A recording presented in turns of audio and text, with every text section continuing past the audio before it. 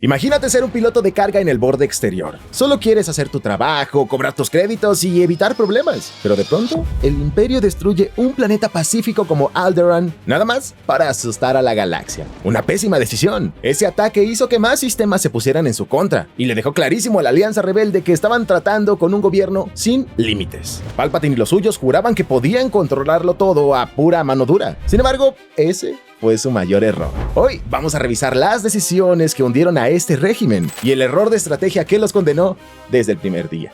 Yo soy Mike Rojas y empezamos, muñecos. Para entender cómo un gobierno tan grande se desmorona, hay que revisar en qué gastaron su tiempo y dinero desde el principio. Cuando tomaron el control de la galaxia, necesitaban que el ejército creciera rapidísimo. Así que, para ahorrar créditos y tener los cuarteles llenos, empezaron a cambiar a los clones por reclutas comunes. Un proceso que se aceleró cuando destruyeron las instalaciones de clonación en camino. El detalle es que Palpatine no soltó la clonación del todo. Puso bajo su control a científicas clave como la experta Kaminoana Nalase y las mandó a trabajar en secreto al monte Tantis en el planeta Wyland. Pero el ejército regular sí sintió las consecuencias. Solo piénsalo. A los clones los desarrollaron y entrenaron desde niños específicamente para la guerra. En cambio, a los nuevos Stormtroopers los tenían que reclutar y entrenar como soldados normales en academias abiertas por toda la galaxia. La armadura blanca de Plastoide sí los protegía, pero su verdadera función era convertir a cada soldado en un identificador visual del Imperio. Le apostaron a la cantidad, sacrificando gran parte de la especialización y experiencia que tenía su primer ejército.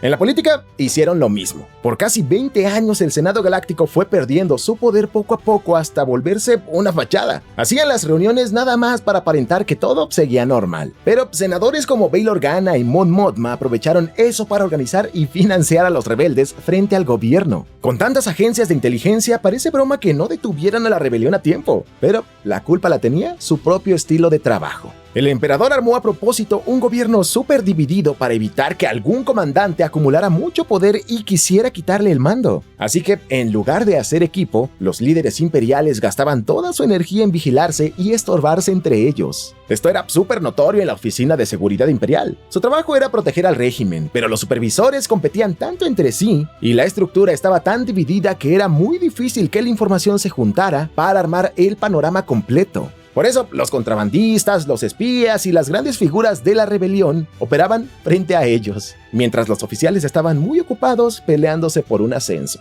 En el tema de las armas, la cosa empeoró con la doctrina Tarkin. Willow era de los que pensaba que gobernar con miedo servía mucho mejor que la diplomacia, una filosofía de mano dura que terminó en tragedias como la masacre de Gorman. Con eso en mente, la estrategia del Imperio fue construir armas gigantescas para que nadie se atreviera a levantar la voz. Al cambiar el diálogo por la amenaza de destruir un planeta entero, se aseguraron de que ningún gobernador local volviera a cuestionar las órdenes de Coruscant. El problema es que hacer esto costaba una fortuna. El proyecto Stardust, o sea, la Estrella de la Muerte, se tragó el presupuesto y dejó sin fondos a programas que sí servían allá afuera. El gran almirante Thrawn tenía su proyecto de los TIE Defenders, unos cazas que ya traían escudos deflectores e hiperpropulsor, pero el programa terminó compitiendo por los fondos con Stardust, y sus recursos se fueron directo a la estación espacial. El Imperio prefirió construir una base inmensa que se movía muy lento en lugar de tener naves de combate modernas. Toda esta etapa de egos los dejó ciegos en la seguridad más básica. Orson Krennic era el director de investigación de armas avanzadas. Se pasó años desarrollando Stardust y obligó al científico Galen Erso a trabajar en los cristales Kyber para que el super láser funcionara. Pero justo cuando el arma quedó lista, Tarkin movió sus influencias y le quitó el control de la estación. Estaban tan distraídos peleando por el crédito frente al emperador que no vieron que Galen les dejó una trampa a propósito.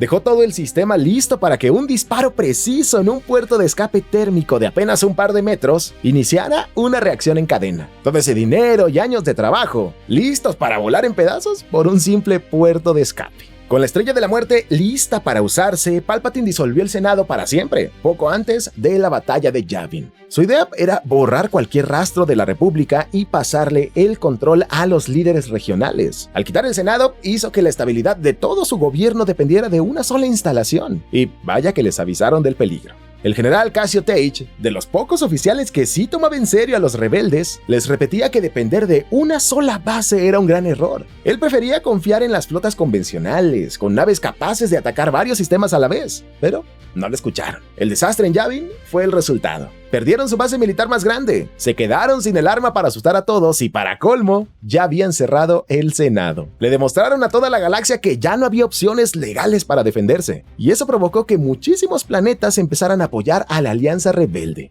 Uno pensaría que aprendieron la lección, pero años después repitieron el mismo error.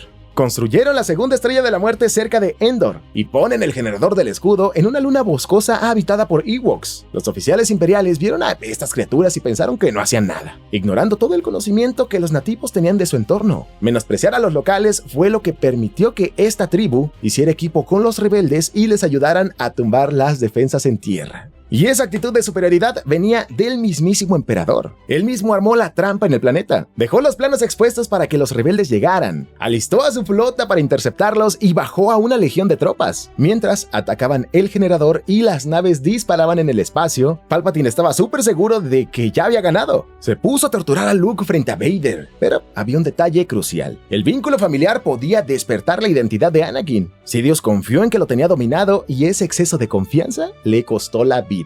Al caer maestro y aprendiz, el imperio se quedó sin líderes y se generó un tremendo caos. Palpatine dejó un plan de respaldo llamado la contingencia, pero no era para salvar al gobierno. Una de sus primeras fases era la Operación Ceniza, que de hecho, si quieres que la abordemos a fondo, déjame la frase Operación Ceniza en los comentarios y dependiendo del apoyo, lo armamos. Pues en esencia mandó colocar satélites climáticos sobre la órbita de los planetas clave, incluso sobre mundos leales al imperio como Bardos. Estos satélites generaban tormentas eléctricas que quemaban la superficie. El plan era castigar y destruir buena parte del imperio que él mismo había construido, dejando solo aquello que consideraba digno de sobrevivir. Una orden que provocó que los altos mandos sobrevivientes terminaran peleándose por los recursos, partiendo al régimen en grupos controlados por señores de la guerra. El imperio tenía más naves y más tropas durante gran parte de la guerra. Su derrota nos enseña que la soberbia destruye cualquier gobierno. Creían que el miedo era suficiente, y en el instante en que un caza rebelde demostró que la estrella de la muerte podía destruirse, esa ilusión de poder desapareció. Pero oye, antes de continuar quiero decirte que si te está gustando este contenido te agradecería un montón que le dieras like y por supuesto te suscribieras al canal. Es totalmente gratis y te quita una fracción de tiempo. Ahora bien, si quieres apoyarme aún más, puedes hacerlo a través de la función Hypear. Esto lo haces deslizando los comentarios a un costado y ahí lo vas a encontrar. Puedes hacerlo hasta 3 veces la primera semana de publicación de este mismo, siempre y cuando estés en un dispositivo móvil. Y esto nos sirve para que el algoritmo de YouTube nos trate bonito y nos recomiende a muchas más personas. Y ya quedas por ahí, recuerda seguirme en mi Instagram, me encuentras como @MikeRojas, YT, claro que está apareciendo por aquí en la descripción, también lo vas a encontrar, y por ahí habitualmente subo qué ando haciendo alrededor de la semana, y por qué no, podemos platicar y tener una comunicación más cercana.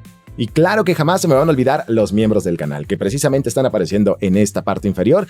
Por ustedes, créanme, le echo muchísimas más ganas y me motivan un montón para seguir adelante en este proyecto. Aprovechando, si tú también quieres volverte miembro del canal, lo puedes hacer aquí abajito, por ahí encuentras esa opción y créeme, me apoyas un montón y me motivas muchísimo más. Ahora sí, seguimos. Al perder su arma principal, quedó clarísimo hasta qué punto buena parte de esa obediencia dependía del miedo y de la supervivencia. Y a la primera oportunidad, se revelaron. La realidad es que todo se reduce a Palpatine. Él no preparó una sucesión diseñada para preservar todo lo que había construido. Armó un gobierno exclusivo para su beneficio, sin pensar jamás a largo plazo. Dejar órdenes para destruir sus propios mundos si él moría, demuestra que nunca le importó salvar al imperio. Perdieron una guerra que ya tenían ganada porque no estaban diseñados para soportar sus propios errores. Prefirieron tener cantidades masivas de reclutas en lugar de tropas especializadas. Quitaron la diplomacia para imponer pura mano dura y dejaron a sus mejores estrategas bloqueados por la burocracia. Y si quieres seguir explorando proyectos inesperados y cómo se manejaban estas franquicias, tienes que ver este video titulado El crossover que Disney te ocultó